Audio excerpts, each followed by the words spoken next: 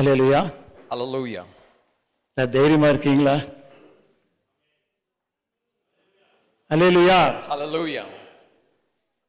தேவன் இயேசு கிறிஸ்து நம்மோடு இருக்கிறார். கண்களை மூடி நம்ம ஜெபிக்கலாமா? எங்களை நேசிக்கிற எங்கள் பரலோக பிதாவே, இந்த வருஷத்தின் 3வது மாதத்திலே கர்த்தாவே உம்முடைய சமூகத்திலே இந்த வாரத்தின் முதல் நாளிலே உம்முடைய சமூகத்தில் நாங்கள் வந்திருக்கிறோம். கர்த்தாவே, நீங்களோடு கூட நீங்கள் பேசும்படியாக நாங்கள் ஜெபிக்கிறோம். உடைய வாயின் வார்த்தைகளை நாங்கள் கவனிக்கவும், அதை நாங்கள் கர்த்தாவை விளங்கிக் கொள்ளவும், அதன்படி செய்யவும் எங்களுக்கு நீர் கிருபை தரும்படியாக நாங்கள் ஜெபிக்கிறோம்.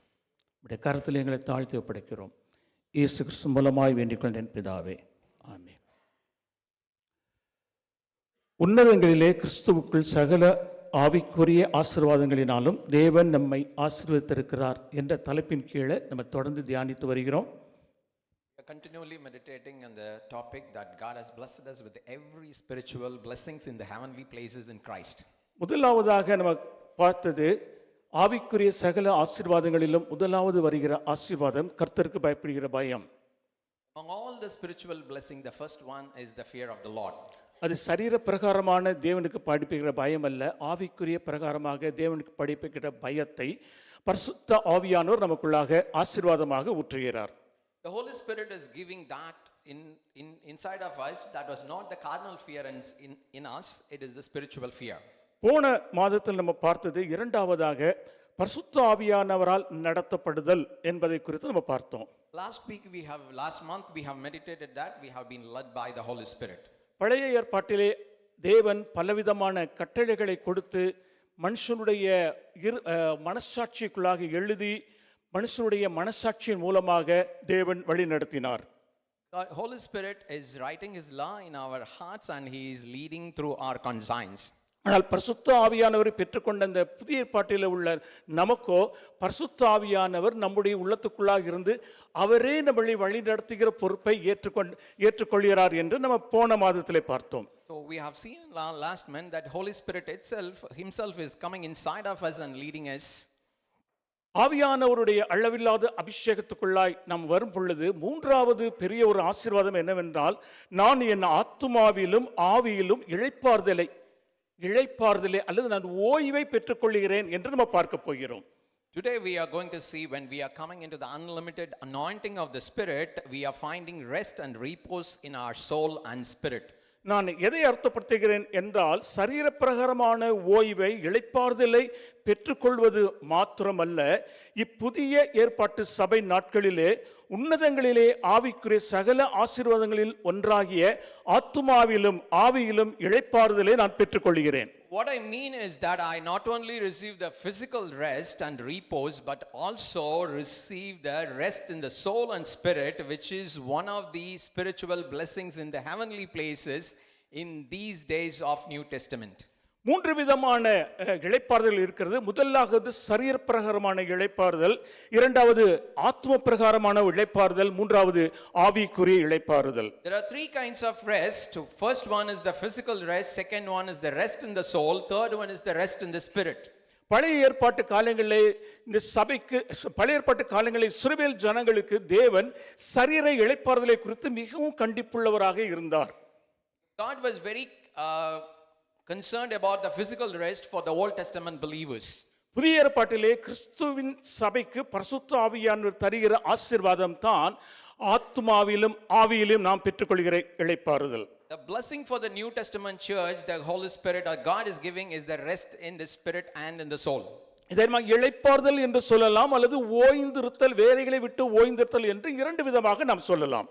We can call it as the rest, or we are inactive from our works. ஓய்ந்திருத்தல் என்ற வார்த்தை முதலாவது வருகிறது. எங்க வருகிறது என்று பாருங்கள். ஆதியாகமம் 2வது அதிகாரம் 2வது வசனத்தை நான் வாசிக்கிறேன்.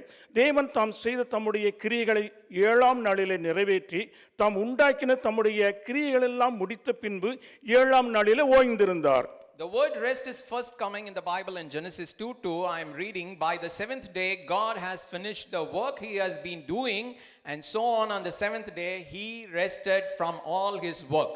தேவன் முந்தின 6 நாட்களும் படைக்கிற வேலையிலே பிஸியாக இருந்து சரீர களைப்பு நிமித்தம் 7ஆம் நாளிலே ஓய்ந்திருந்தாரா? Did God rest on the seventh day because of the physical exhaustion after working so hard for all the 6 days? 6 நாளும் அவர் சிருஷ்டிப்பின் வேலையை செய்து சரீர பிரகாரமாக அவர் ரொம்ப களைப்பாக இருந்தனாலே 7ஆம் நாளிலே அவர் ஓய்ந்திருந்தாரா? Did God rest on the seventh day because of the tiresome work he was performing for creating the world all through the 6 days? இல்லை, ஏனென்றால் தேவனுக்கு சரீரம் கிடையாது, அவர் ஆவியாக இருக்கிறார். No, because God is not having any body, he is spirit. நம்மை போல 7ஆம் நாளில் அவர் ஓய்ந்திருந்து 8ஆம் நாளில் மறுபடியும் தன்னுடைய வேலையை ஆரம்பித்தாரா? Like us, did God rest on the seventh day and get busy again on the 8th day? இல்லை. No.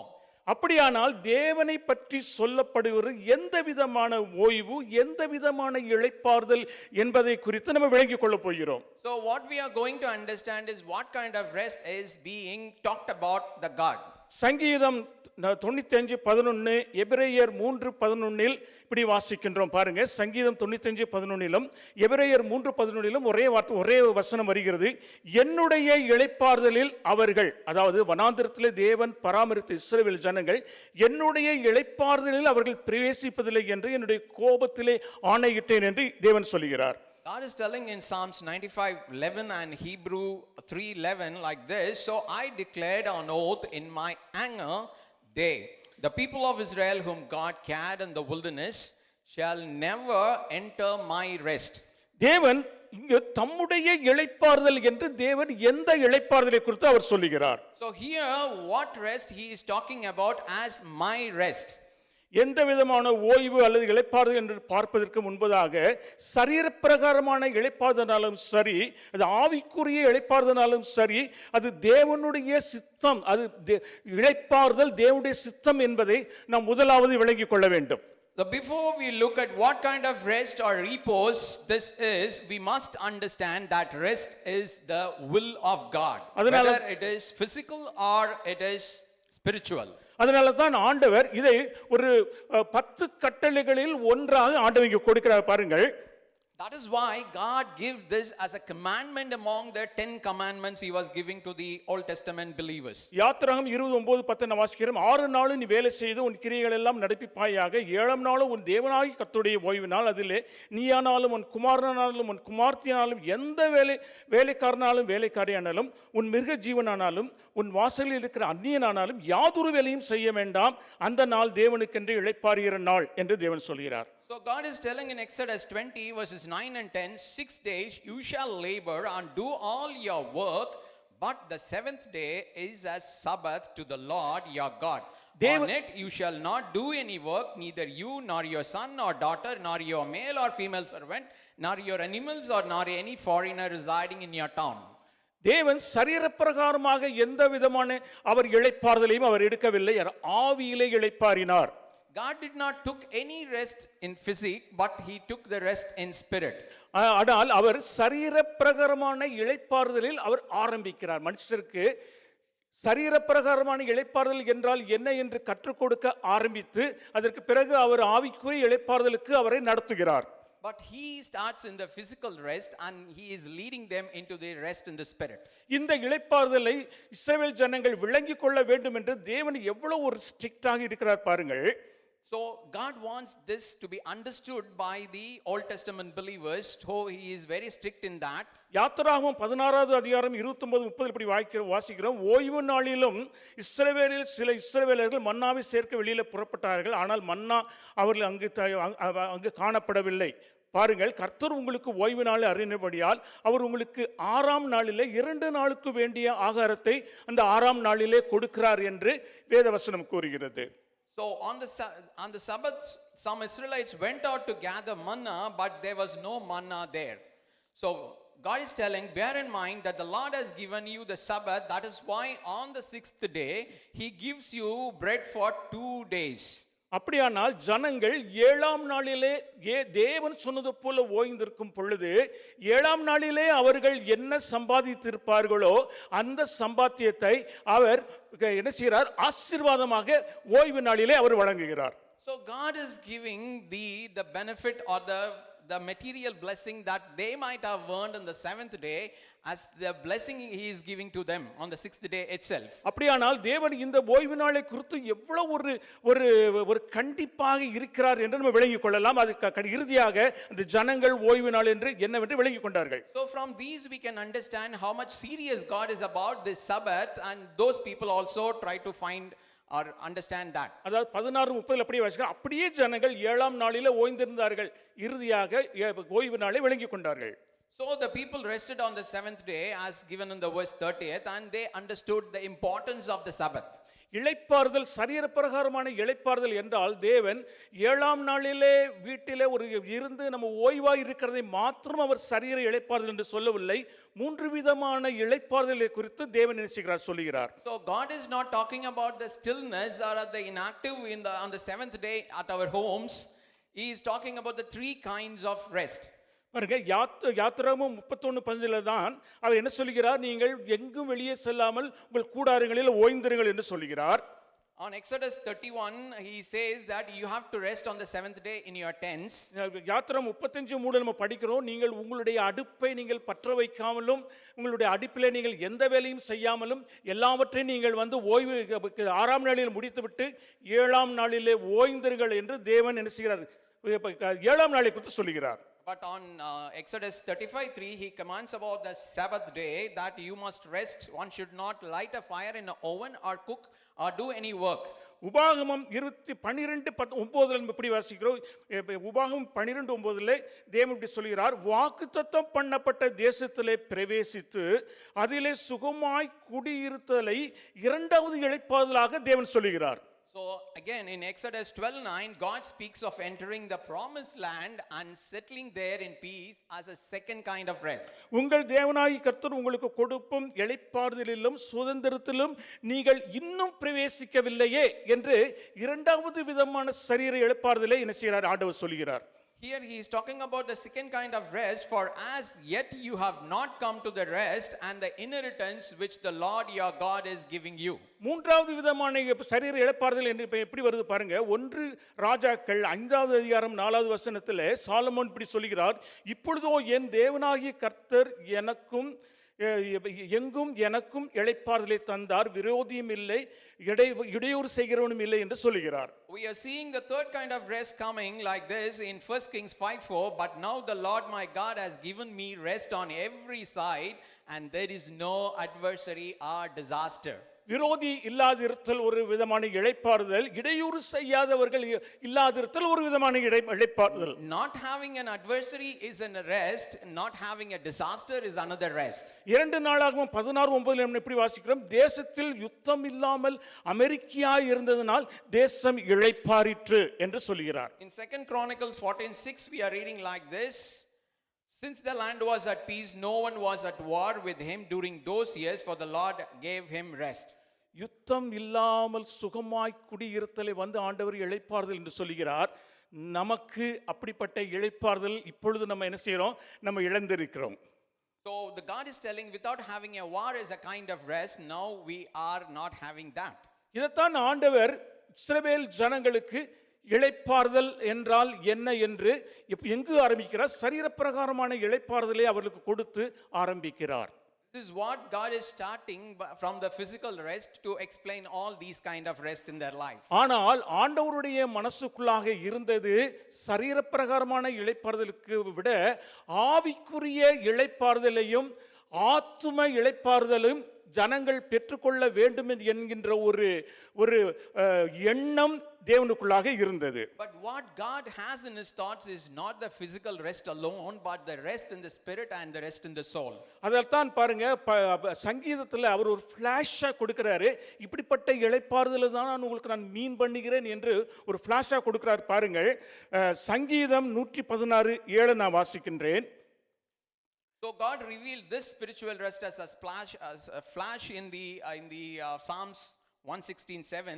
I'll read like this. என் ஆத்துமாவே கர்த்தர் உனக்கு நன்மை செய்தபடியால் உன் இளைப்பாறுதலுக்கு திரும்பு. இந்த இடத்துல அவன் என்ன சொல்கிறான்? என் ஆத்துமாவே உன் இளைப்பாறுதலுக்கு திரும்பு என்று தீர்க்க தரிசனமாக ஆண்டவர் சொல்கிறார். So here prophetically the Lord is telling, return to your rest, my soul, for the Lord has been good to you.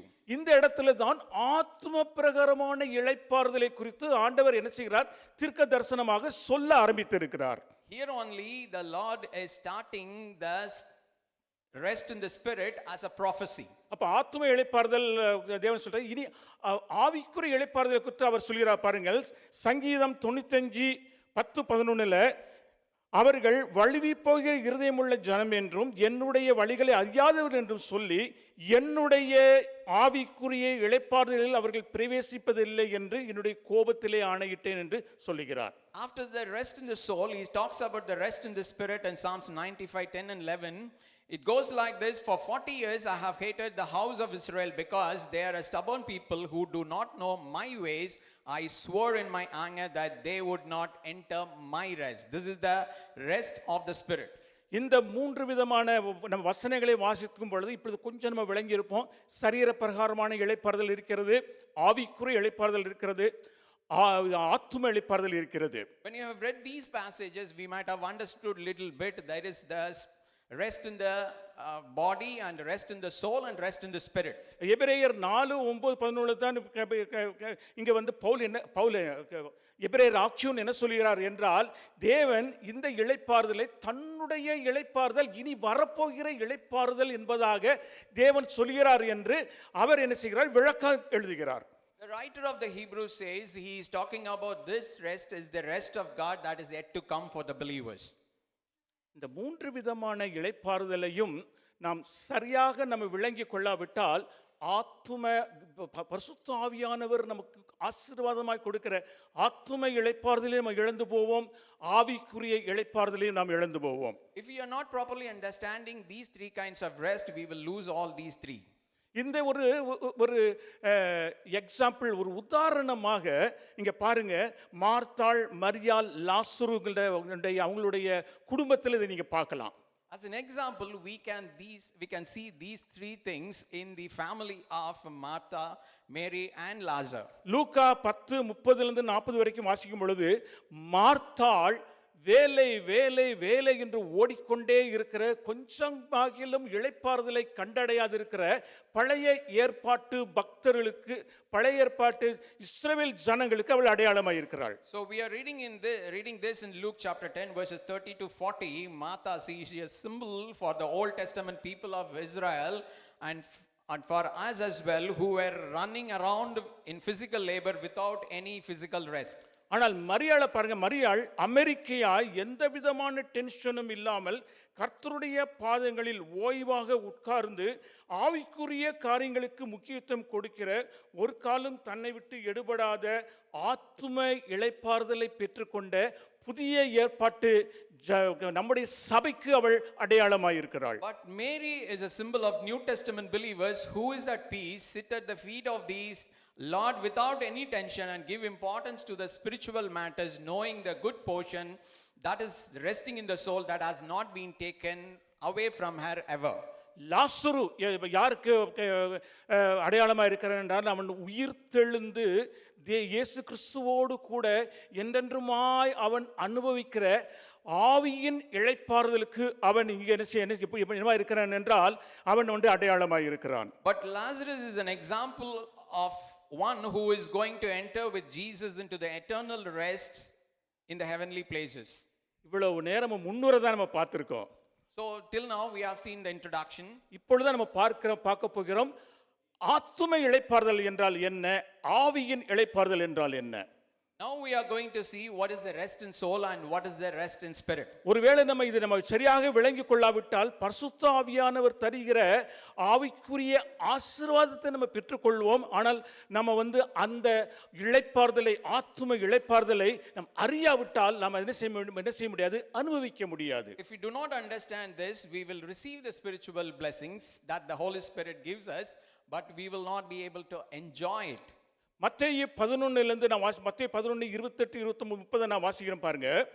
வருத்தப்பட்டு, அதாவது பாருங்க, வருத்தப்பட்டு உங்கள் ஆத்மாவிலே பாரம் சுமக்கிறவர்களே, நீங்க பைபிள் எடுத்து பார்த்தீங்கன்னா அதில் ஆச்சரிய குறி போட்டிருக்கோம், வருத்தப்பட்டு பாரம் சுமக்கிறவர்களே. ஐயோ ஆத்மாவிலே போராடி வீணாக பாரத்தை சுமைக்கிற ஜனங்களே, நீங்கள் எல்லாரும் என்னிடத்தில் வாருங்கள், நான் உங்களுக்கு இளைப்பாறுதலை தருவேன். நான் சாந்தமும் மனத்தாழ்மையுமாய் இருக்கிறேன். என் நுகத்தை உங்கள் மேல் ஏற்றுக்கொண்டு என்னிடத்தில் கற்றுக்கொள்ளுங்கள். அப்பொழுது உங்கள் ஆத்துமாவுக்கு இளைப்பாறுதல் கிடைக்கும் என்று இயேசு கிறிஸ்து சொல்கிறார். In Matthew 11 verses 28 to 30 we are reading like this, "Come to me all who are weary and burdened." Look, there is an exclamation mark. It means, "Alas to those who carry burden in vain, and I will give you rest. Take my yoke upon you and learn from me, for I am gentle and humble in heart, and you will find rest for your souls." இதைத்தான் நான் சொன்னேன். தேவனுடைய மனசுக்குள்ளாக இந்த ஆத்தும இளைப்பாறுதலை குறித்து தான் தேவனுடைய மனசுக்குள்ளாக இருந்து, ஏனென்றால் அதை தான் அவர் சொல்லும் பொழுது தன்னுடைய இளைப்பாறுதலுக்கு சமமாக சரீர இளைப்பாறுதலை சொல்கிறார். ஆனால் அவர் சரீர பிரகாரமான இளைப்பாறுதலை அவர் எடுக்கவில்லை. அவர் ஆத்தும இளைப்பாறுதல், அவர் ஆவியின் இளைப்பாறுதல் எடுத்தார். அவர் இப்பொழுது இயேசு கிறிஸ்து இந்த உலகத்திலே வந்த பிறகு அவர் வந்து கொஞ்சம் கொஞ்சமாக இந்த ஆத்தும இளைப்பாறுதலை குறித்து சீடர்களுக்கு போதிக்க ஆரம்பிக்கிறார். So what God was having in his mind was not the physical rest, but the rest in the spirit. So he was not taking the rest in his body, he was taking the rest in his spirit. So he explained all these things to the people of Old Testament. யாத்திராகமம் 31வது அதிகாரம் 15-17 நான் வாசிக்கிறேன் பாருங்க. I'll read Exodus chapter 31 verse 15 and 17. 15, 6 நாளும் நீ உன் வேலையெல்லாம் வேலை செய்யலாம். 7ஆம் நாளோ நீ வேலை செய்யாமல் வேலையை விட்டு ஓய்ந்திருக்கும் நாள், சரீர பிரகாரமான ஓய்ந்திருக்கும் நாள். 17வது வசனம், 6 நாளைக்குள்ளே கர்த்தர் வானத்தையும் பூமியையும் உண்டாக்கி 7ஆம் நாளே ஓய்ந்திருந்து பூரித்தார் அப்படிங்கிற ஒரு வார்த்தை வருகிறத பார்க்கலாம். We are seeing like this in verse 15, 6 days you shall do your work, but the 7th day is a day of rest, physical rest. Okay, in verse 17, he talks about in 6 days the Lord made the heavens and the earth, and on the 7th day he rested and was refreshed or reposed or rejoiced. தன்னுடைய ஆவியிலே வேலையை முடித்து பூரித்தார் அப்படின்னு சொல்லி அவர் வந்து தன்னுடைய ஆவிக்குரிய ஓய்வை இவர் என்ன செய்கிறார்? சரீர பிரகாரமாக கட்டளையிடுகிறார். So he after completing all his work, what rest he has taken in his spirit, he is commanding that rest in the body of the believers. ஆவியிலே நம்ம வந்து பூரித்தல் ஆவியிலே இளைப்பாறுதலை குறிக்கிறதா?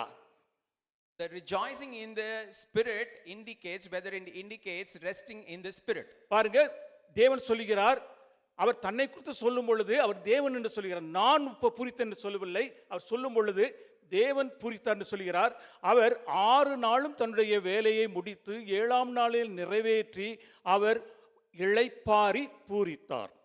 So when he is talking about himself, in the 6th day Lord made the heavens and earth, and on the 7th day he rested and rejoiced. இதை நம்ம தொடர்ந்து நம்ம தியானிப்பதற்கு முன்பதாக இளைப்பாறுதலுடைய தேவை என்ன என்பதை நம்ம என்ன செய்ய போறோம், நம்ம விளங்கிக் கொள்ள போகிறோம். Before we continue this, let us look at why the rest is essential or necessary. உங்க பாஸ்டர் இயேசு கிறிஸ்துவே என்ன சொல்லிட்டாரு, 7 நாளும் வேலை நாளாக இருந்தாலும் பரவாயில்ல அப்படின்னு சொல்லி சொல்லிட்டாரு. இனிமேல் நம்ம வேலை செய்தா என்ன, செய்யாட்டா என்ன, அதில் ஓய்ந்திருந்தா என்ன, இளைப்பாறுனா என்ன அப்படின்னு சொல்லி நம்ம என்ன செய்யலாம், ஒரு மாதிரி அது வந்து நம்ம என்ன செய்யலாம், ஒரு லைட்டாக எடுத்துக்கொள்ளலாம். We may be taking it lightly that Jesus himself have commanded to work all through the 7 days, whether we can, what is there if we take rest or not take rest. பாருங்க, இளைப்பாறுதலுடைய அவசியம் என்ன? ஆதியாகமம் 49வது அதிகாரம் 14-15 நான் வாசிக்கிறேன் பாருங்க. 14, இசக்கார் 2 பொதிகள் நடுவே படுத்து இளைப்பாரி கொண்டிருக்கிற பலத்த கழுதை. So why rest is necessary? I am reading from Genesis chapter 49 verse 14 and 15. It says like this, Issachar is a strong donkey lying down between 2 heavy burdens. 2 பொதிகள் நடுவிலே படுத்து இளைப்பாரி கொண்டிருக்கிற கழுதை. So he is a strong donkey lying down in between 2 burdens. யாக்கோபு தன்னுடைய 12 குமாரர்களுக்கு ஆசீர்வாதம் கொடுக்கும் பொழுது மிருகத்தை வச்சுதான் ஆசீர்வாதம் கொடுக்கிறாரு பாருங்க. So when Jacob was blessing his 12 sons, he is taking the examples of the 5 animals. அதாவது அந்த அந்த அந்த 5 விதமான மிருகத்தினுடைய குணங்களை வச்சு அவர்கள் ஆசீர்வதிக்கிறாரு. With the traits of those 5 animals, he is blessing his children. முதலாவது நம்ம 9வது வசனத்துல படிக்கிறோம், யூதா ஒரு Balasingham. So first one, Judah, a lion's cub. 14வது அதிகாரம் இசக்கார் ஒரு பலத்த கழுதை. Second, Issachar is a strong donkey. 17வது அதிகாரம் தான் சர்ப்பம், அவர் ஒரு விரியன் பாம்பு. Verse 17, Dan, a snake by the roadside. 21வது வசனம் நப்தலி ஒரு பெண்மான். Verse 21, Naphtali is a dove. And 27வது வசனம் பென்னிமீன் பீறுகிற ஓநாய். Verse 27, Benjamin is a ravenous wolf. பாருங்க, இந்த ஒரு இது நடுவில் இசக்காரை ஒரு கழுதை என்று சொல்லி அவர் சொல்கிறார். Among this, he is calling Issachar as a strong donkey. சரி, அவனுடைய இளைப்பாறுதலுடைய ரகசியம் என்ன? What is the secret of his rest? 15வது அதிகாரத்தில் வருது, அவன் இளைப்பாறுதல் நல்லது என்றும் நாடு வசதியானது என்று கண்டும் பொதிகளை சுமக்கிறதுக்கு தன் தோளை சாய்த்து பகுதி கட்டுகிறவனானான். So the verse 15 says like this, he saw that rest was good and that the land was pleasant. He bowed his shoulders to bear a burden and became a band of slaves or a taxpayer. அதாவது tax நான் பகுதி கட்டினாலும் பரவாயில்லை, ஆனால் நான் இளைப்பாறுதல் எனக்கு நல்லது என்று அவன் என்ன செய்து கொண்டான், புரிந்து கொண்டான். Even though I pay a portion of my income as a taxes, the rest is very important for me. உபாகமம் 33:18 மறுபடியும் இசக்காரை குறித்து சொல்லப்படுகிறது. செபுலோனை குறித்து, செபுலோனே நீ வெளியே புறப்பட்டு போகையில், இசக்காரே நீ உன் கூடாரங்களில் தங்குகையிலும் தங்கி இளைப்பாறுகையிலும் சந்தோஷமாயிரு. So Deuteronomy 33:18 again talks about Issachar. It says like this, and of Zebulun he said, rejoice Zebulun in your going out and rejoice Issachar in your tents. அப்படியானால் இசக்கார் சோம்பேறியாக கூடாரத்திலே படுத்து உறங்கி கொண்டிருக்கிற ஒரு சோம்பேறியா? Is Issachar a lazy person who is sleeping in his tents? அவன் சோம்பேறி கிடையாது. அவன் 2 பொதிகளை சுமக்கிற பலமுடைய பலத்த கழுதை அவன் தோள்களிலே சுமக்கிற அந்த கொஞ்ச நேரத்திலே அவன் இளைப்பாறுதல் தனக்கு தேவை என்பதை அவன் என்ன செய்கிறான், விளங்கிக் கொள்கிறான். So he is a donkey able to carry 2 loads. When he was carrying his burden, he is able to appreciate that rest is essential for him. அப்படியானால் இசக்கார் என்ன இளைப்பாறுதலை பெற்றுக்கொள்வதற்கு ஒரு ஐகான் மாதிரி, இளைப்பாறுதலை பெற்றுக்கொள்வதற்கு ஒரு ஐகான் மாதிரி, icon. So he is an icon for getting rest. இப்பொழுது ஆத்தும இளைப்பாறுதல் என்றால் என்ன என்பதை நம்ம கூடுதலாக நம்ம விளங்கிக் கொள்ள போகிறோம். So we are going to understand what is rest in soul means. நம்ம சரீர இளைப்பாறுதலை குறித்து நம்ம தியானிக்கணும் தேவையில்லை. ஆத்தும இளைப்பாறுதல் என்றால் என்ன? It is not very much essential to meditate on the physical rest. What is the rest in soul? வேலையிலிருந்து சற்று பிரிந்து ஓய்ந்திருத்தல். Taking a break from the work. நம்முடைய பிஸி வேர்ல்டுல அந்த வேலையிலிருந்து சின்ன ஒரு ஓய்வெடுத்து தேவனுடைய சமூகத்திலே ஓய்ந்திருத்தல் தான் ஆத்தும ஓய்ந்திருத்தல். So taking a break from our work and taking a rest in the presence of God is the rest in the soul. மத்தேயு 6:31 இப்படி நம்ம வாசிக்கிறோம். So Mark 6:31 says like this. இயேசு சீஷர்களை நோக்கி வனாந்தரமான ஒரு இடத்தில் தனித்து சற்றே இளைப்பாறும்படி போவோம் வாருங்கள் என்றார். Jesus said to them, come aside by yourself to a deserted place and rest a while.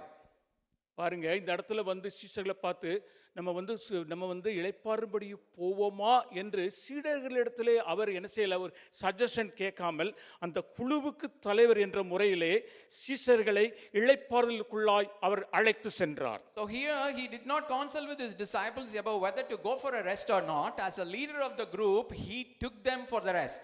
அவர் எந்த சந்தர்ப்பத்தில் வாருங்கள் போய் நம்ம சற்றே இளைப்பாறுவோம் என்று எந்த சந்தர்ப்பத்தில் அவர் சொல்கிறார்? On what occasion he is doing this?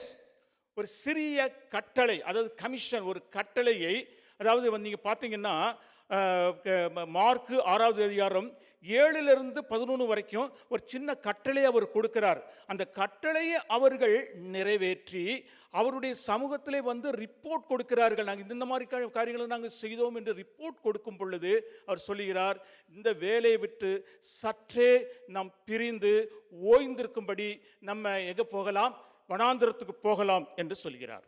So in Mark 6 verses 7 to 11, he gives a small commission. The disciples gave him the report of the ministry in Mark 6:30. On that occasion only, he teaches his disciples what it means to take a short break from work and find rest for their souls in the presence of God. அவர்கள் எல்லாம் யூதர்கள். அவர்கள் வந்து இது வந்து 7ஆம் நாளை அவர்கள் வந்து ஓய்ந்திருக்கும் நாளாக ஏற்கனவே அவர்கள் என்ன செய்து கொண்டிருக்கிறார்கள், அவர்கள் கடைபிடித்துக் கொண்டிருக்கிறார்கள். They were all Jews and they were observing the Sabbath in their life. ஆனாலும் இந்த இடத்துல தேவன் அந்த சரீர பிரகாரமான ஓய்வை இயேசு கிறிஸ்து அவர்களுக்கு டீச் பண்ணவில்லை, அவர் அவர்களுக்கு கற்றுக் கொடுக்கவில்லை. ஆவிக்குரிய இளைப்பாறுதல் என்றால் என்று அவர் கற்றுக் கொடுக்கிறதுக்காக உங்கள் வேலையிலிருந்து சற்றே நீங்கள் பிரிந்து நம்ம போய் சற்றே இளைப்பாறுவோம் என்று சொல்கிறார். So here Jesus is not teaching them the physical rest or the bodily rest. He is trying to teach the rest in the soul by taking them away from their work. அவர்கள் அந்த ஆத்தும இளைப்பாறுதலை அவர்கள் எடுக்கும் பொழுது இயேசு கிறிஸ்துவோடு கூட அவர்கள் இருந்தார்கள். When they were taking the rest in their souls, they were with the Lord Jesus. அதே போல பாருங்க, மரியாளை நம்ம பார்க்கிறோம், அவள் தன்னுடைய சகோதரனுடைய வேலையிலிருந்து சற்றே ஓய்வெடுத்து சற்றே விலகி இருந்து அவள் என்ன செய்கிறாள் பாருங்கள், போய் படுத்து தூங்கவில்லை. அவள் கர்த்தருடைய பாதத்திலே உட்கார்ந்து கர்த்தருடைய வார்த்தைகளை கேட்கிறதிலே அவள் என்ன செய்கிறாள், அவள் தன்னுடைய நேரத்தை செலவிட்டாள். So likewise we are seeing Mary, he took a rest from her job and she was not resting or sleeping, but she spent the time in the presence of the Lord and meditating the words. எப்படி என்றால் நம்ம வந்து ஆத்தும இளைப்பாறுதலை நம்ம கண்டடைய வேண்டும் என்றால் we have to find the rest for our souls. இன்றைக்கெல்லாம் பார்த்தீங்கன்னா யுத்த நாளில் நம்முடைய சரீர பிரகாரமான இதை விட நம்முடைய சைக்கலாஜிக்கலாக நம்முடைய ஆத்மாவில் தான் நம்ம என்ன செய்கிறது, கலக்கங்கள் வருகிறது நம்ம பார்க்கிறோம். So in these wartime, more than the tiredness in our physique, we are seeing that our soul is getting troubled. நீங்க போய் படுத்தாலும் நீங்க வந்து தூங்குறதுக்கு உங்களுக்கு சரீரத்தில் போய் படுத்தாலும் உங்களுக்கு தூக்கம் வராது. ஏனென்றால் நீங்கள் சைக்கலாஜிக்கலி அஃபெக்டட், உங்களுடைய ஆத்மாவிலே இளைப்பாறுதல் இல்லை. Even though you are going and lying in the bed, you will not be able to sleep because psychologically if you are affected in the, you are troubled. அது மட்டுமல்ல, உங்களுடைய வேலையிலிருந்து ஒரு சற்று பிரிந்திருந்து ஓய்வெடுக்கிறதுக்கு மட்டுமல்ல, இயேசு கிறிஸ்துவனுடைய பாதத்திலே உட்கார்ந்து அவரிடமிருந்து கற்றுக்கொள்வதுதான் ஆத்தும இளைப்பாறுதல். It is not only taking a rest from your work, it is to sit in the presence of our Lord Jesus Christ and learn from him. Is the rest in the soul. மத்தேயு 11:29 நான் மறுபடியும் வாசிக்கிறேன். நான் சாந்தமும் மனத்தாழ்மையுமாய் இருக்கிறேன், என் நுகத்தை உங்கள் மேல் ஏற்றுக்கொண்டு என்னிடத்திலே கற்றுக்கொள்ளுங்கள், அப்பொழுது உங்கள் ஆத்துமாக்களுக்கு இளைப்பாறுதல் கிடைக்கும். So Matthew 11:29, I am reading it. Take my yoke upon you and learn from me, for I am gentle and humble in heart, and you will find rest for your souls. நான் எப்படி அந்த அந்த அந்த நுகத்தை நான் எப்படி சுமக்கிறேன் என்பதை நீங்கள் கற்றுக்கொண்டு பக்கத்திலே உள்ள நுகத்தை நீங்களும் சுமங்கள், என்னிடத்திலே கற்றுக்கொள்ளுங்கள், ஏனென்றால் நான் சாந்தமும் மனத்தாழ்மையும் உள்ளவனாய் நான் இருக்கிறேன். So you have to learn from me how I am handling my yoke, that you have to learn I am gentle and humble in my heart. சாந்தத்தையும் மனத்தாழ்மையும் இயேசு கிறிஸ்துவிடமிருந்து கற்றுக்கொள்ள வேண்டும் என்று தேவன் என்ன செய்கிறார், ஆத்தும இளைப்பாறுதலை குறித்து சொல்கிறார். So God is talking about this, the rest in the soul, so that we will learn the gentleness and humbleness in heart from Jesus Christ. ஆத்தும இளைப்பாறுதல் என்பது சைக்கலாஜிக்கலாக நம்ம எடுக்கிற இளைப்பாறுதல் தான். So the rest in soul is the psychological rest we are taking. நம்ம சைக்கலாஜிக்கலாக நம்ம வந்து மனதை மானசீக அளவிலே நம்ம வந்து அஃபெக்ட் ஆகிருக்கும் பொழுது சரீரத்தையும் அது என்ன செய்கிறது, பாதிக்கிறது. When you are affected in our psychologically in our mind, it is affecting our body as well. பாருங்க, ஒரு சின்ன ஒரு நான் கதை சொல்றது உண்மையா நடந்துச்சு. அதன் மூலம் நீங்க வந்து விளங்கிக் கொள்ளலாம். So I'll give you an example, real example that happened in a place. ஒரு MBBS காலேஜில் என்ன பண்ணாங்க, எல்லாரும் ஃபர்ஸ்ட் இயர் படிச்சுக்கிட்டு இருந்தாங்க. So in a medical college, the students were studying in the first year. அப்பொழுது வந்து சைக்காலஜி டீச் பண்ற அந்த ப்ரொஃபசர் வந்தாரு. A psychology teaching professor was there. ஒரு மாணவன் என்ன செய்யல, அந்த நாள் வரவில்லை. One student was not there in the class on அவன் that day. அவன் வந்து அடுத்த நாள் வருவான், ஆனா அந்த நாள் அவன் வரல. That day he was absent. அப்போ வந்து அவர் என்ன சொல்றாருன்னா, அந்த ஸ்டூடெண்ட்ஸோட ஒரு டீல் பண்றாரு. நீங்க வந்து நாளைக்கு காலையில் நீங்கள் போய், நீங்கள் யாரும் அவங்ககிட்ட சொல்லக்கூடாது, காலையில் எவனாவது ஒருத்தர் போய் அவன் ஹாஸ்பிட்டலில் போய் என்ன நீ ஒரு மாதிரி இருக்கிய, உனக்கு ஃபீவரான்னு சொல்லி கேளுங்க. அது மாதிரி ஒரு 2 மணி நேரம் கழித்து ரெண்டாவது ஒருத்தர் போய் என்ன மச்சி நல்லா இருக்கியா அப்படின்னு சொல்லிட்டு என்ன ஒரு மாதிரி இருக்கிய, ஃபீவராக இருக்கான்னு சொல்லி கேளுங்கன்னு சொல்லி சொன்னார். So he is talking to the other students that you have to go to that particular student in the next day morning and ask him why you are so worried. Are you having some fever in your body? And he also asked the other students to go after 2 hours and ask the same thing, why you are so tired, why are you having something in your body? 10 பேர் அந்த மாதிரி நீங்கள் வந்து சாயங்காலத்துக்குள்ளே அவங்ககிட்ட போய் என்ன ஒரு மாதிரி இருக்கியேன்ட்டு அவனுக்கு ஃபீவரான்னு சொல்லி நீங்கள் கேளுங்கன்னு சொல்லி சொன்னார். So likewise 10 people have to go to him and ask like the same thing until the evening.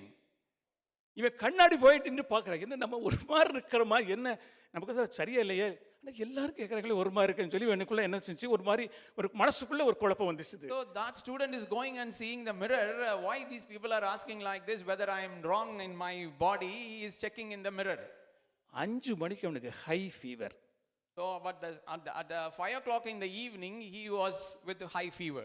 ஏனென்றால் அவனுடைய சைக்காலஜியை பாதிக்கும் வண்ணமாக என்ன செய்யாங்க, 10 பேர் போய் 10 பேர் சேர்ந்து என்னடா ஒரு மாதிரி இருக்கேன்னு சொன்ன உடனே அவன் சைக்கலாஜிக்கலி அஃபெக்ட் ஆகி அந்த சரீரமே அவன் என்ன செஞ்சு அவன் சிந்திச்ச அந்த ஃபீவர் அவனுக்குள்ள வந்துருச்சு. So the 10 students have gone to him and speaking to him to affect his psychology.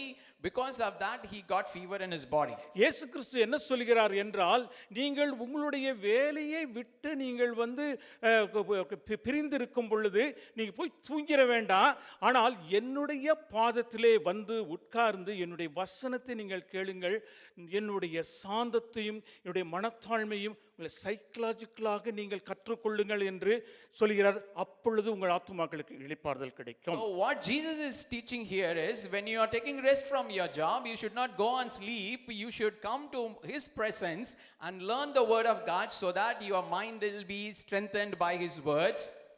இயேசு கிறிஸ்து ஒரே ஒரு இடத்துல தான் தன்னுடைய ஆத்தும இளைப்பாறுதலை அவர் இழந்து தவிக்கிறதை நம்ம பார்க்க போகிறோம். So we are going to see in only one place that Jesus lost the rest in his soul and he was suffering. அதைத்தான் அவர் என்னிடத்துல கற்றுக்கொள்ளுங்கள் என்று சொல்கிறார். That is what he is telling you, come to me and learn from me. பாருங்க, மத்தேயு 26:38-39 வாசிக்கிற, இயேசு கைது செய்யப்படுவதற்கு முன்பாக அவர் கெத்செமனே தோட்டத்துக்குள் தன் சீஷர்களோடு வந்த பொழுது அவர் சொல்கிறார், என் ஆத்துமா மரணத்துக்கு ஏதுவான துக்கம் கொண்டிருக்கிறது. இந்த இடத்துல ஆத்துமா துக்கம் கொண்டிருக்கிறது சொல்றாரு பாருங்க. என் ஆத்துமா மரணத்துக்கு ஏதுவான துக்கம் கொண்டிருக்கிறது, நீங்கள் இங்கே தங்கி என்னோட விழித்திருங்கள் என்று சொல்லி அவர் சற்று அப்புறம் போய், இந்த பாத்திரம் என்னை விட்டு நீங்க கூடுமானால் நீங்க செய்யும், ஆகிலும் என் சித்தத்தின்படி அல்ல உம்முடைய சித்தத்தின்படி ஆகிறது என்று ஜெபம் பண்ணினார். So we are seeing here Jesus came to the Garden of Gethsemane with his disciple before he was arrested. So he was telling that he said to them, my soul is overwhelmed with the sorrow to the point of death. So going little further, he fell with his face to the ground and prayed, my Father, if it is possible, may this cup be taken from me. தன்னுடைய ஆத்மாவிலே அவர் இளைப்பாறுதலை இழந்தது, தன்னுடைய மரணத்தை நினைத்து அவர் அந்த செயலை என்ன செய்யவில்லை, அவர் இளைப்பாறுதலை அவர் இழந்து போகவில்லை. He did not lost the peace in his soul is because of the death of the cross. அவர் மரணத்தை குறித்து அவர் பயப்படவே இல்லை. He was not afraid of his death. ஆனால் என்ன ஜெபிக்கிறார், இந்த பாத்திரம் என்னை விட்டு நீங்க கூடுமானால் நீங்கபடி செய்யும் என்று அந்த என்ன செய்கிறாரு, அவர் ஜெபிக்கிறாரு. But he is praying, if it is possible, may this cup be taken from me. அவர் வந்து மரணத்தை குறித்து பயப்படவில்லை என்பதை இன்னொரு வசனத்தில் நம்ம பார்க்கலாம். He is not afraid of his death. We can see from another verse. யோவான் 12 23 24 27 இப்படி வாசிக்கிறோம். In John 12 verses 23, 24 and 27, we are reading like this. அவர் இதோ மனுஷகுமாரன் மகிமைப்படியாம்படியான வேளை வந்தது, இப்பொழுது என் ஆத்துமா, இங்கே சொல்றாரு பாருங்க, என் ஆத்துமா கலங்குகிறது, நான் என்ன சொல்லுவேன், பிதாவே இந்த வேளை நின்று என்னை ரட்சியும் என்று சொல்லுவேனோ, ஆகிலும் இதற்காகவே இந்த வேளைக்குள் வந்தேன் என்று இயேசு கிறிஸ்து சொல்கிறார். So now Jesus replied, the hour has come for the Son of Man to be glorified. He is telling, now my soul is troubled, and what shall I say? Father, save me from this hour. No, it was for this very reason I came to this hour. அவர் என்ன சொல்கிறார் பாருங்கள், அதுக்கு முன்னாடியே, அந்த வேளையே நான் நினைக்கும் பொழுது என்னுடைய ஆத்துமா இளைப்பாறுதலை இழந்து கலங்குகிறது என்று சொல்கிறார். Telling, when I am thinking about that hour, my soul loses its peace. அந்த வேளைக்குள்ளாய் வந்த பொழுது என் ஆத்துமா மரணத்துக்கு ஏதுவான துக்கம் கொண்டு இருக்கிறது என்று இயேசு கிறிஸ்து சொல்கிறார். So when he came into that hour, he is telling that my soul is troubled for death. அப்படியானால் அவர் மரணத்தை குறித்து சொல்லவில்லை, மரணத்துக்கு அவர் பயப்படவில்லை, அவர் என்னத்தை குறித்து அவர் வேண்டிக் கொண்டார். So if so, he was not afraid of his death, then why he was praying like that? What for he was praying like this? சிலுவை மரணத்தை குறித்து அவர் பயப்படவில்லை. சிலுவை மரணத்திலே தேவனிடம் இருந்து பிரிக்கப்படுவதை நினைத்த பொழுது அவர் ஆத்மா அவருக்குள்ளாய் என்ன செய்யாது, கலங்க ஆரம்பிக்கிறது. So he was not afraid of his death, but when he was thinking about the separation from Father, his soul was troubling. அவர் அந்த மூமெண்ட், தேவன் தன்னுடைய முகத்தை ஒரு நிமிஷம் மறைக்கிற அந்த ஒரு நேரத்தை குறித்து தான், கர்த்தாவே இந்த பாத்திரம் என்னை விட்டு நீங்க கூடுமானால் நீங்கும்படி செய்யும் என்று ஆண்டவர் என்ன செய்கிறார், அந்த இடத்துல அவர் ஜெபிக்கிறார். Because of that moment of separation from the face of the Father only, he was praying, he is saying, Father, save me from this hour. அப்படி என்றால் ஆத்தும இளைப்பாறுதல் என்றால் கர்த்தருடைய பிரசன்னத்துக்குள்ளாகவே நிலைத்திருந்து அவருடைய வேத வசனங்களால் நிறைந்து நம்முடைய வேலைகளை ஒதுக்கிவிட்டு வேத வசனங்களால் நிறையப்படுவதுதான் ஆத்தும இளைப்பாறுதல். So the rest in the soul is nothing but sustained in the presence of God and being filled with the word of God. இந்த ஒரு ரகசியத்தை ஆதி நாட்களிலே இருந்த கிறிஸ்தவர்கள் விளங்கி கொண்டார்கள் பாருங்கள். So this secret the early Christians of the early church understood this. அப்போஸ்தலர் 13:42 நான் வாசிக்கிறேன். அவர்கள் யூதருடைய ஜெப ஆலயத்திலிருந்து புறப்படுகள், அதாவது சீஷர்கள் யூதருடைய ஜெப ஆலயத்திலிருந்து புறப்படுகள், அடுத்த ஓய்வு நாளும் இந்த வசனங்களை தங்களுக்கு சொல்ல வேண்டும் என்று பிரஜாதியார் அப்போஸ்தலரை வேண்டிக் கொண்டார்கள். So I'm reading from Acts 13:42.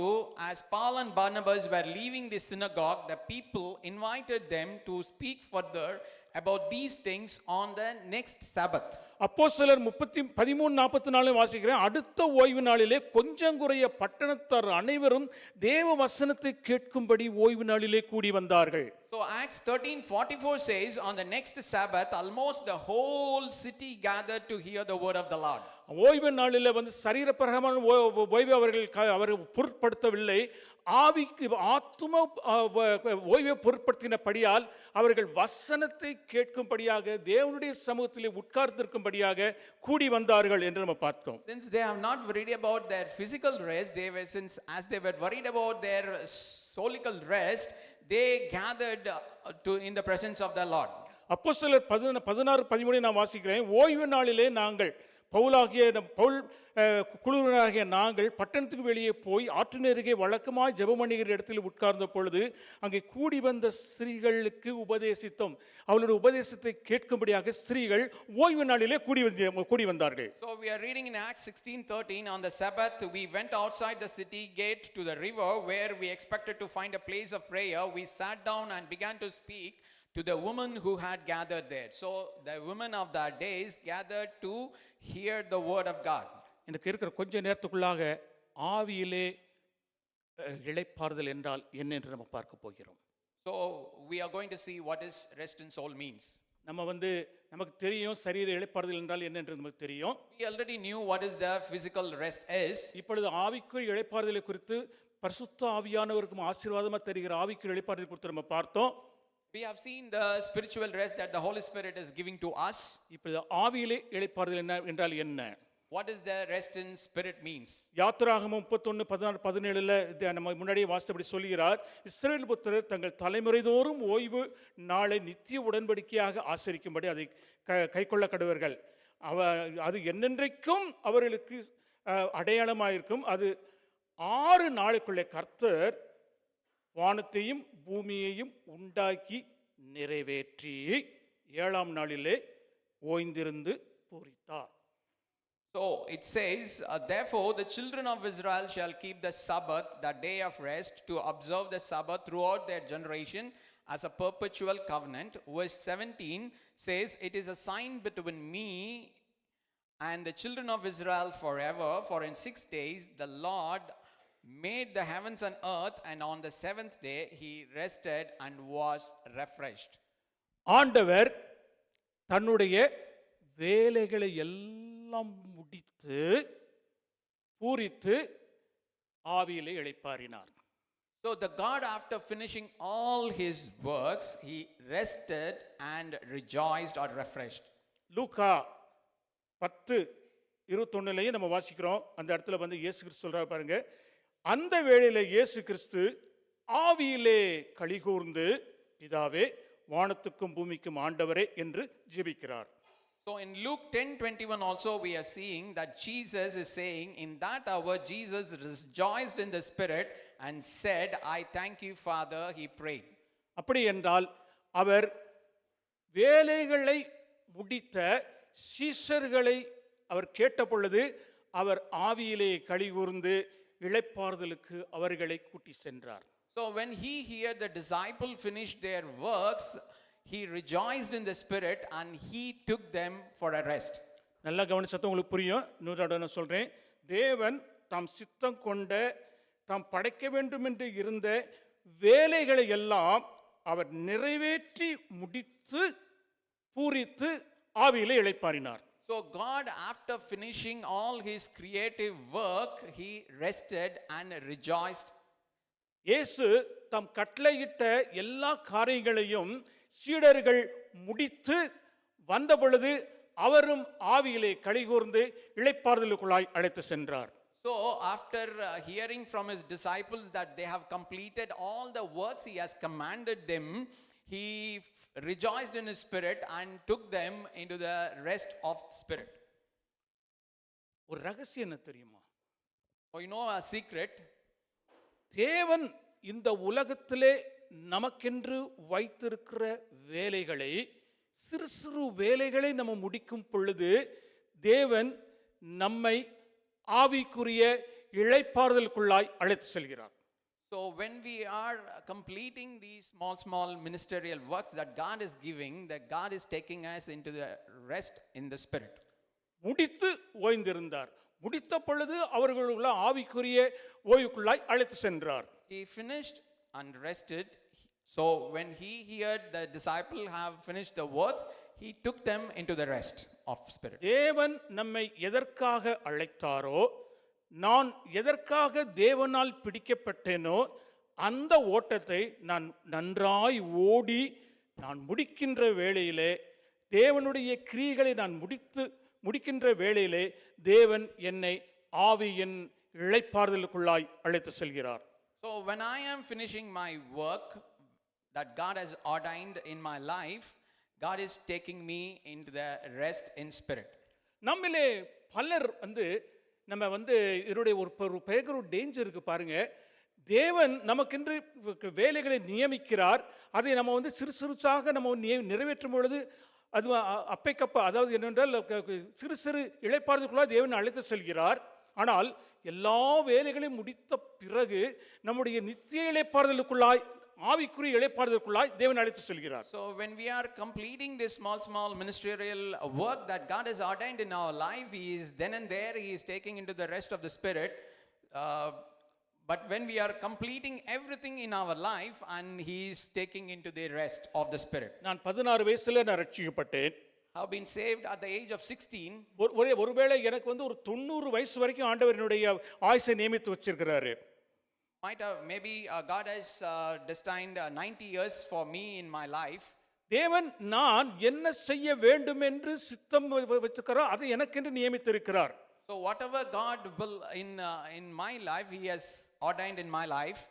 அதான் பவுல் என்ன சொல்றாரு தீமோத்தி பார்த்து, உன் ஊழியத்தை தேவன் உனக்கென்று கொடுத்த உன் ஊழியத்தை நிறைவேற்றுன்னு சொல்கிறாரு. That is why Paul is telling to Timothy that you have to complete your ministry that God has given you. நான் கவனமாக இல்லாவிட்டால் என்னுடைய ஓட்டத்தை நான் முடிக்கும் பொழுது தேவன் நியமித்த அந்த ஒர்க்ல 25% தான் முடிச்சிருப்பேன், என்னுடைய வாழ்க்கை முடிஞ்சிடும். If I am not very careful when I am completing my life, I might have completed only 25% of the work that God has given. My life will be ended there. ஒருவேளை நான் 50% முடிச்சிருக்கும் பொழுது என்னுடைய வாழ்க்கை முடிஞ்சிடலாம். Maybe if I have completed 50% of the work that God has given me, my life will end. ஒருவேளை 75% முடிச்சிருக்க சமயத்துல என்னுடைய வாழ்க்கை முடிஞ்சிடலாம். Maybe when I complete the 75% of the work, my life may end. ஆனால் பவுலை போல ஓட்டத்தை முடித்தேன், விசுவாசத்தை காத்துக்கொண்டேன் என்று 100% முடித்தவர்களுக்கு பூரணமான ஆசீர்வாதத்தை தேவன் தருகிறார். So likewise, like Paul, we might have completed 100% of the work in our lifetime. So when we are completing that, God is giving the complete blessing for that work. நான் என்னுடைய ஓட்டத்தை முடித்து இளைப்பாறுதலில் பிரவேசித்த பிறகு நான் ஊழியம் செய்வதற்கு எனக்கு என்ன இல்லை, எனக்கு சான்ஸ் இல்லை. When I am completing my life and I entered the rest, I don't have a chance to do the ministry. ஏனென்றால் அவங்க சொல்லப்படுகிறது, அவர்கள் தங்களுடைய கிரியைகள் எல்லாம் முடித்து ஓய்ந்திருக்கிறார்கள். அவங்க 25% முடிச்சிருந்தான்னா அதை முடிச்ச பிறகு ஓய்ந்திருப்பான். So it is telling that after completing all his works, he rested in their beds. நான் முடிக்க போறேன், இன்னும் ஒரு 2 வசனத்தை வாசித்து முடிக்கலாம். After reading 2 verses, we shall finish it. வெளிப்படுத்தும் விசேஷம் 22:12 பாருங்க. இதோ சீக்கிரமாய் வருகிறேன், அவனவனுடைய கிரியைகளின்படி அவனவனுக்கு நான் அளிக்கும் பலன் என்னோடு கூட வருகிறது. Revelation 22:12 says like this, and behold, I am coming quickly, and my reward is with me to give to everyone according to his work. நான் வேகமாக வருகிறேன், எல்லாருக்கும் ஆத்தும இளைப்பாறுதல் ஆவியின் இளைப்பாறுதல் கொடுக்க வருகிறேன். அவரவர்களுக்கு முடித்த கணக்கின்படியே அவரவர்களுக்கு பலனை கொடுக்க நான் வருகிறேன். I am coming quickly to give the rest in the spirit. My reward is coming with me to everyone who has completed according to the work. அப்படினா லூக்கா பாருங்க, லூக்கா 19:16-17 இப்படி வாசிக்கிறோம். இயேசு ராஜ்யத்தை பெற்றுக்கொண்டு திரும்பி வந்து தன்னுடைய ஊழியக்காரரிடத்தில் கணக்கு கேட்கும்போது இப்படி கேட்கிறார். எஜமான் புறப்படும் போது அவன் தன் ஊழியக்காரரில் 10 பேரை அழைத்து அவரிடத்தில் 10 ராத்தல் கொடுத்து, நீங்க திரும்பி வரும்போதும் இதை கூட வியாபாரம் பண்ணுங்கள் என்று சொன்னான். So in Luke 19 verse 16, 17 and 13 we are reading that Jesus returns after receiving the kingdom and takes account of his servants and rewards them. He's asking like this. So he called 10 of his servants, delivered to them 10 minas and said to them, do business till I come. அப்பொழுது முந்தினவன் வந்து, ஆண்டவனே, உம்முடைய ராத்திரியில் 10 ராத்தல் ஆதாயம் கிடைத்தது என்றான். எஜமான் அவனை நோக்கி, நல்லது உத்தம ஊழியக்காரனே, கொஞ்சத்தில் உண்மையாய் இருந்தபடியால் 10 பட்டணங்களுக்கு அதிபதியாயிரு என்று தேவன் சொல்கிறார். Then came the first saying, Master, your mina has earned 10 minas. And he said to him, well done, good servant, because you were faithful in a very little, have authority over 10 cities. நான் வந்து இப்போ என்னுடைய அழைப்பில் நான் வந்து 100% நான் வந்து நிறைவேற்றிட்டேன். இப்போ இளைப்பாறுதலுக்குள் பிரவேசிக்க போகிறேன். அப்படி தேவன் என்னை பார்த்து என்ன சொல்கிறார் என்றால், நீ வந்து கொஞ்சத்தில் உண்மை உள்ளவனாக இருந்தாய், அது ஆகையால் 10 பட்டணங்களுக்கு ஆளும்படி அதிகாரியாக இரு என்று பரலோகத்திலே தேவன் எனக்கு பலனை கொடுக்கிறார். So I am completing my calling in my life and I am going to enter into my rest. The God will tell me that you are faithful in a very little thing and have authority over 10 cities. In the heaven, God will award this reward to me. நம்முடைய கிரியைகளுக்கு தக்கதாக கிறிஸ்து பலன் அளிப்பார் என்றால் பரலோகத்தில் தான் ஏற்றத்தாழ்வே கிடையாதே, எல்லாரும் சரிசமமாக அல்லவோ இருப்போம் என்று நீங்கள் நினைக்கலாம். You may be thinking that there is no inequality in heaven. ஆனால் பாருங்க, வெளிப்படுத்தும் விசேஷம் 22:5 மட்டும் நான் வாசித்து முடிக்கிறேன். அங்கே ராக்காலம் இராது, விளக்கும் சூரியனும் வெளிச்சமும் வேண்டியதில்லை. தேவன் ஒருவரே, தேவனாய் கர்த்தர் அவர்கள் மேல் பிரகாசிப்பார், அவர்கள் சதா காலங்களிலும் அரசாளுவார்கள் என்று அரசாட்சியை குறித்து சொல்லப்படுகிறது. So Revelation 22:5 says, There shall be no night there, they need no lamp nor light of the sun, for the Lord God gives them light, and they shall reign forever and ever. It talks about the reign or the rulership that we are going to get. ஆத்துமை சார் ஆவியின் இளைப்பாறுதல் இனி வருகிறதா இருக்கிறது. ஆத்துமை இளைப்பாறுதல் இல்லாமல் 7 நாளும் வேலை வேலை வேலை. என்னுடைய நான் இல்லாமல் அந்த வேலை ஓடவே ஓடாது. நான் சர்ச்சை விட்டாலும் பரவாயில்லை, நான் வேலைக்கு தான் போக வேண்டும் என்று வேலையை குறித்து மும்முரமாக இருக்கிறவர்களுக்கு ஒரு எச்சரிக்கை என்னவென்றால், A warning for the one who is not taking care of the rest and laboring all through the 7 days. உங்களுக்கு ஆத்துமை இளைப்பாறுதலை இழந்து போவீர்கள். You will lose the rest of your soul. ஒருவேளை அந்த ஞாயிற்றுக்கிழமையை நீங்கள் கர்த்தருக்கென்று நீங்கள் நியமித்து வருவீர்கள் என்றால், ஞாயிற்றுக்கிழமைகளில் உங்களுக்கு என்ன ஆதாயம் கிடைக்குமோ அதே ஆதாயத்தை ஆண்டவர் கொடுக்க அவர் வல்லமையுடையவராக இருக்கிறார். You commit your Sunday and come to the church, God will give the financial or the material blessing that you will earn in that day. அவருடைய பாதத்தில் வேலைகளெல்லாம் விட்டு பாதத்தில் அமர்ந்து அவருடைய வசனத்தை கேட்பதுதான் ஆத்தும இளைப்பாறுதல். So sitting in the presence of the Lord and hearing his word is the rest in the soul. கண்களை மூடி நம்ம ஜெபிக்கலாம். Pray. ஸ்தோத்திரம் டாடி, உமக்கு நன்றி செலுத்துகிறோம்ப்பா. நன்றியோடு நாங்கள் உம்மை துதிக்கிறோம் ஆண்டவரே. அப்பா உமக்கு ஸ்தோத்திரம். Thank you holy spirit. நாங்கள் எல்லாவற்றையும் விட்டு ஆண்டவரே உம்முடைய பிரசன்னத்தையும் உம்முடைய வசனத்தையும் ஆண்டவரே நீங்க எங்களை எந்த சூழ்நிலையிலும் உம்மை போல மாற்றுகிறதற்கு ஆண்டவரே நீங்க எங்களை ஆண்டவரே உருவாக்குகிறதற்காக நாங்கள் நன்றி செலுத்துகிறோம் ஆண்டவரே. எல்லா சூழ்நிலைகளிலும் உம்முடைய வேத வசனம் எங்களுக்கு போதுமானதா இருக்கிறது. உம்முடைய பிரசன்னம் எங்களுக்கு போதுமானதா இருக்கிறது ஆண்டவரே. உம்முடைய வேத வசனத்தினால் நீ சர்வ உலகத்தையும் ஆண்டவரே சண்ட சராசரங்களையும் நீ உருவாக்கி அதை தாங்குகிறீர் ஆண்டவரே. அதுவே எல்லாவற்றிற்கும் மேலாக நீங்க பிரஸ்தாபப்படுத்தி இருக்கிறீர் ஆண்டவரே. உமக்கு ஸ்தோத்திரம். அதுவே எங்களை உம்மை போல மாற்றுகிறது ஐயா. உமக்கு ஸ்தோத்திரம். நாங்கள் குட்டி குட்டி இயேசுக்களாக ஆண்டவரே இந்த பூமியில வளவரும்படியாய் உம்முடைய ராஜ்யத்தை ஸ்தாபிக்கும்படியாய் நீங்க எங்களை வைத்திருக்கிறதுக்காக ஆண்டவரே நாங்கள் நன்றி செலுத்துகிறோம். எங்களை தாழ்த்தி உம்முடைய கரத்தில் ஒப்பு கொடுக்கிறோம். மகிமையா எங்களை எடுத்து பயன்படுத்தும்.